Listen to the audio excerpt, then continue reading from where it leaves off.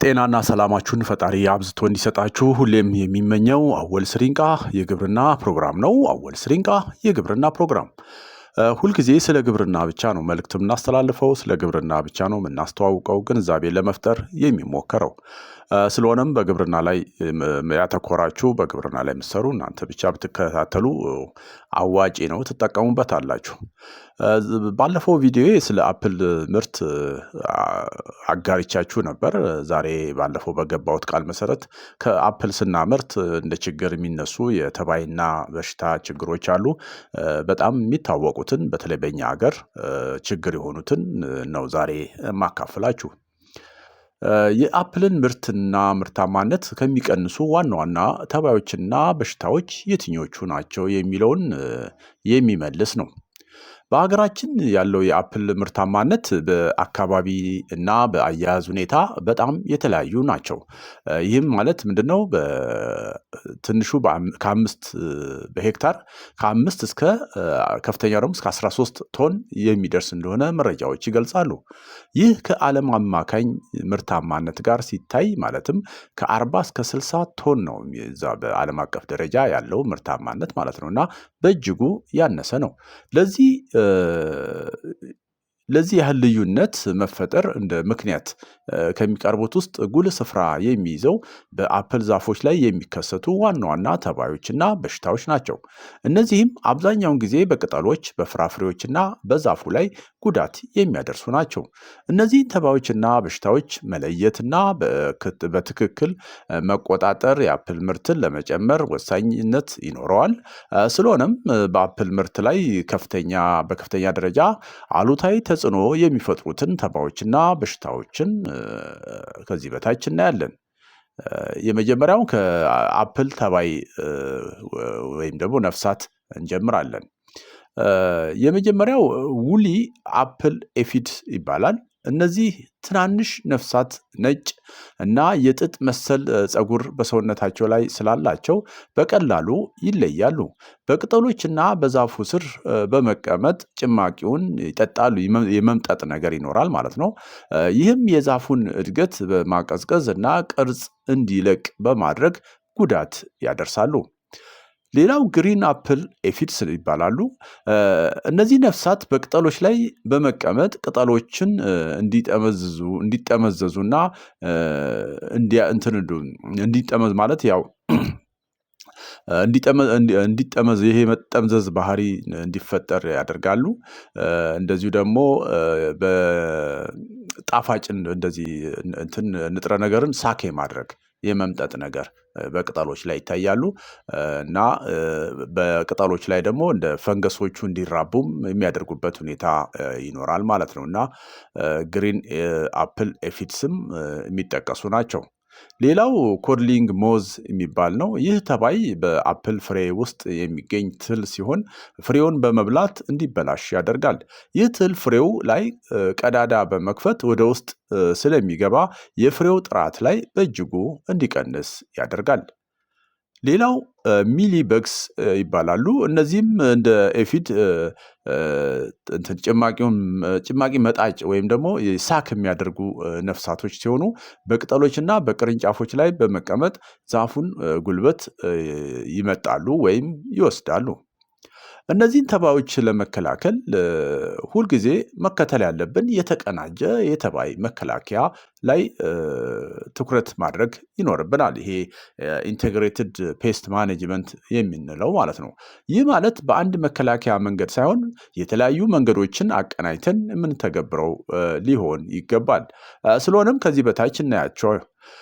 የመጀመሪያው ፕሩን ማድረግ ነው። መግረዝ ዛፎችን በመግረዝና የተገረዙትን የዛፉን ክፍሎች ከአካባቢው በማስወገድና ጥቅጥቅ ባለው የካኖፒ ወይም ሽፋን ውስጥ የአየር ዝውውር እንዲኖር ወይም ደግሞ የአየር ዝውውርን ማሻሻል ይኖርብናል። ይህም ለተባዩ ተስማሚ ያልሆነ ይሆናል። ሌላው ማዳበሪያ አጠቃቀም ጋር ተያይዞ ነው። ከመጠን በላይ የናይትሮጅንን መጠቀምን ማስወገድ አለብን። ምክንያቱም በተለይ የኤፊድስ መራባትን ስለሚያበረታታ። እንደዚሁ በቀስታ የሚለቀቁ ወይም ደግሞ ብዙ የማይሟሙ ቶሎ የማይሟሙ ወይም ደግሞ ኦርጋኒክ ናይትሮጅንን ማዳበሪያዎችን ብንጠቀም ይመከራል። እንደ ኮምፖስት ከኮምፖስት እንደዚሁ ደግሞ የበሰበሰ ፍግ እነዚህ አይነት እንትኖች ላይ ሞር ትኩረት ብናደርግ ነው የሚመከረው። በተለይ የሰው ሰራሽ ማዳበሪያዎችን በአብዛኛው ፋቨረብል የሆነ ኮንዲሽን ይፈጥራል ለተባዮች ማለት ነው። ሌላው ውሃ መርጨት ነው።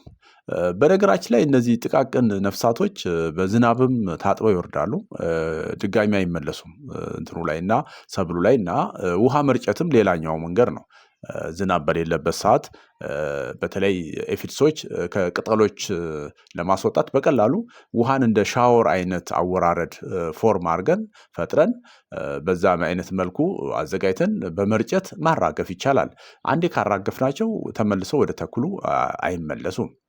ሌላው በእጅ ማስወገድ ነው። መጠኑ አነስተኛ ከሆነ በተለይ ተባይን በተለይ በኤፊድስ አይነት ጥቃቶች በጣቶች ወይም በእርጥብ ጨርቅ ማራገፍ ይቻላል እና ይህንንም ስናደርግ ያው ተመልሶ ወደ ሰብሉ የሚሄድ እንትናቸው አነስተኛ ስለሆነ። ሌላ የተፈጥሮ ጠላቶችን መጠቀም። አሁን አንዳንድ ተባይ የራሱ የሆነ የሚያድነው ተባይ ደግሞ ይኖራል ወይም ደግሞ ነፍሳት ይኖራል። እነዚህ ጠቃሚ ነፍሳት የምንላቸው ለምሳሌ እንደ ጢንዚዛዎችን አንዳንድ ሌዲ በርድ ቢትልስ የሚባሉም አሉ እና እንደ ተርቦችም እንደዚሁ የእነሱን መገኘት በማበረታታት እንዲመገቧቸው በማድረግ መቀነስ ይቻላል። ሌላው ከኦርጋኒክ ቁሶችን መጠቀም ነው። እንደ ነጭ ሽንኩርት፣ የኒም ዘይት እና የበርበሬ ፍሬ ተፈጭቶ እነዚህ ከነዚህ የሚዘጋጁ መፍትሄዎች አሉ። እነሱን በውሃ በመበጥበጥ በማዘጋጀት በመርጨት የተፈጥሮ ተባይ ማጥፊያዎችን በመጠቀም ያው መቀነስ ይቻላል ማለት ነው። ሌላ የሚመረጡ ጸረ ነፍሳት መጠቀም ነው። እንግዲህ ሰው ሰራሽ ኬሚካሎችን እንድንጠቀም የሚያስገድድ ነገር ከተፈጠረ ደግሞ በምንጠቀምበት ጊዜ ፕሪሚካርፕ ወይም ደግሞ ሌሎች ጠቃሚ ነፍሳትን መርዝነታቸው የማይጎዳ መሆኑን አረጋግጠን ልንጠቀም ይገባል። እንግዲህ እነዚህ በተለይ የኤፊድስ ነው ትልቁን ችግር የሚፈጥረው እና እነዚህ ኤፊድስ እንትኖች በጣም ቀላል የሚባሉ ተባዮች ናቸው። ችላ ካልናቸው ጉዳት ያደርሳሉ። ነገር ግን ደግሞ በቀላሉ መወገድ በቀላሉ መከላከል የምንችላቸው አይነት ተባዮች ስለሆኑ እንደው ቶሎ ብለን ወደ ኬሚካል ርጭት ባንሄድ ባልኳችሁ መንገድ መከላከል ስለሚቻል ማለት ነው። ሌላው የአፕል በሽታ ነው። በተለይ ፈንገስ ነው። በአብዛኛው የፓውደሪ ሚልዲው የሚጠቀስ ነው። ይህ በሽታ በቅጠሎችና በፍራፍሬዎች ላይ ነጭና የዱቄት መሰል ፈንገስ እንዲበቅል ያደርጋል። ይህ ፈንገስ የቅጠሉንና የፍሬውን እድገት በማቀዝቀዝ ፍሬዎቹ እንዲበላሹ ያደርጋል። ሌላው አፕል ስካፕ ይባላል። ይህ በሽታ በቅጠሎችና ፍሬዎች ላይ ጥቁር ወይም ቡናማ ነጠብጣቦች እንዲወጡ ያደርጋል። ይህ የፍሬውን ገጽታ በማበላሸትና ምርቱን በመቀነስ ላይ ትልቅ ተጽዕኖ ይፈጥራል። ሌላ ካንከር ይባላል። ይህ በሽታ በዛፉ ግንድ ላይ እና ቅርንጫፎች ላይ ቁስል በመፍጠር የዛፉ ክፍል እንዲበላሽ የማድረግ ነገር ይኖራል። ይህም የዛፉን ጤንነት በመጉዳት ምርት እንዲቀንስ ያደርጋል። የመጨረሻው ሩት ሮት ነው። ይሄ ስር ማበስበስ ነው። ይህ በሽታ የዛፉን ስር በመጉዳት የዛፉን ጉልበት ይወስዳል እና ዛፉ እንዲደርቅ ያደርጋል ማለት ነው።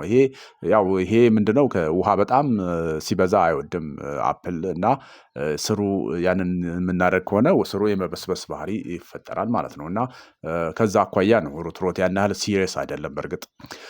እንግዲህ ይህንን ካልን የመከላከልና መቆጣጠሪያ እንትኖችን ስናይ አብዛኞቹ ከላይ ለተባዮች የምናደርጋቸው እንትኖች እንደጠበቀ ምክንያቱም የኢንተግሬትድ የሆኑ መንገዶችን ነው ማየት ያለብን ማለት ነው እና ትክክለኛ እንክብካቤን መፍጠር ነው። ቅድም ለተባዮቹ የምናደርገውን ነገር ማለት ነው በቂ የአየር ዝውውር እንዲኖር እና በሽታዎችን ለመከላከል የዛፍ ቅርንጫፎችን በትክክለኛው መንገድ መቁረጥ ወይም ፕሩን ማድረግ ጠቃሚ ነው። በተለይ የተበከሉ ቡቃያዎችንና ሌሎች የተበከሉ የእጽዋት ክፍሎችን አስወግደን በማቃጠል ወይም በመቅበር ልናስወግድ ይገባል። ይህ በተለይ ምርት ከተሰበሰበ በኋላ ካከናወንን ለቀጣይ ምርት የአበባ እንቡጥ ቶሎ እንዲያወጣ ያበረታታል። እንዲሁም የፈንገስ ስፖሮች ዳግም እንዳይፈጠሩ ለመከላከል ይረዳል። ንጽህናን መጠበቅ የተበከሉ እጽዋትን በተለይም የወደቁ ፍራፍሬዎችን በማስወገድና በማቃጠል ወይም በመቅበር የአትክልት ቦታውን ማጽዳት የበሽታዎችን ስርጭት ለመቀነስ ይረዳል። የፈንገስ ስፖሮች እንዳይፈጠሩ ለመከላከል ከተሰበሰበ በኋላ ሁሉንም የተበከሉ የእጽዋት ቅሪቶችን ያስወግዱ።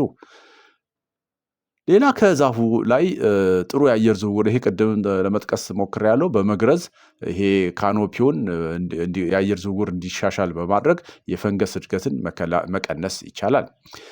ሌላ በቤት ውስጥ የሚሰራ የፈንገስ መድኃኒቶችን አዘጋጅቶ መጠቀም ይመከራል። በተለይ ለፓውደሪ ሚልዲው የተበከሉትን ቡቃያዎች ከ6 የሾርባ ማንኪያ የዳቦ እርሾ፣ 3 የሾርባ ነጭ ዘይት እና የሾርባ ማንኪያ ማለት ነው። እንደዚሁ ደግሞ ነጭ ሳሙና አረፋ በ15 ሊትር ውሃ ውስጥ በተዘጋጀ መፍትሄ በማዘጋጀት እሱን መርጨት ይመከራል። ይህ በየሳምንቱ የሚተገበር ነው፣ በሽታው ምልክት እስከሚጠፋ ድረስ ማለት ነው።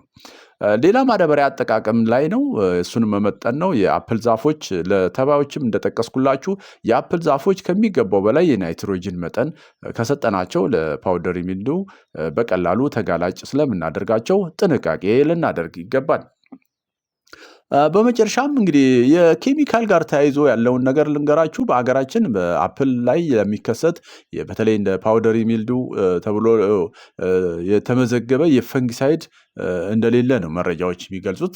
ስለዚህ ከላይ የተጠቀሱትን ተግባራዊ በማድረግ ለመከላከል መሞከሩ ነው የሚመከረው ማለት ነው እና እነዚህ ለፈንገስ በሽታዎች ተብለው የሚመከሩ ወይም ሬጂስተር የተደረጉ ለአፕል ተብሎ ማለት ነው እና የተመዘገቡ የፈንጊሳይድ እንትኖች ብዙ ሪከመንድ አይደረጉም ወይም የሉም። ስለዚህ ከላይ ጠቀስኳቸው መንገዶች እነሱን ትኩረት አድርጎ አጠናክሮ በመጠቀም መከላከል ይቻላል ማለት ነው። ስለዚህ የአፕል ዛፎችን ጤና ለመጠበቅ ከሁሉ የተሻለው መንገድ ችግሮች ከመከሰታቸው በፊት መከላከል ነው።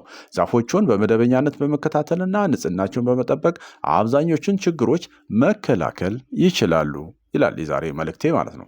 እንግዲህ ዛሬ ስለ አፕል በሽታና ተባይ ጋር ተያይዞ ያለውን እንትን ነው ለመግለጽ የሞከርኩት። ጥያቄዎች ካሏችሁ በኮሜንት ላይ አስቀምጡ እና ለሌሎችም መማሪያ እንዲሆን ከዚህ በላይ ደግሞ ግንዛቤው ያላችሁም ኮሜንት ላይ ማስቀመጥ ትችላላችሁ፣ ተጨማሪ ግብዓት መሆን የሚችል ማለት ነው እና አወል ስሪንቃ የግብርና ፕሮግራም ሌሎች የተጠየቁ ጥያቄዎች አሉ፣ እነሱም በሂደት ለማምጣት እሞክራለሁ። እስከዛው ሀገራችንን ሰላም ያርግልን። ቻው።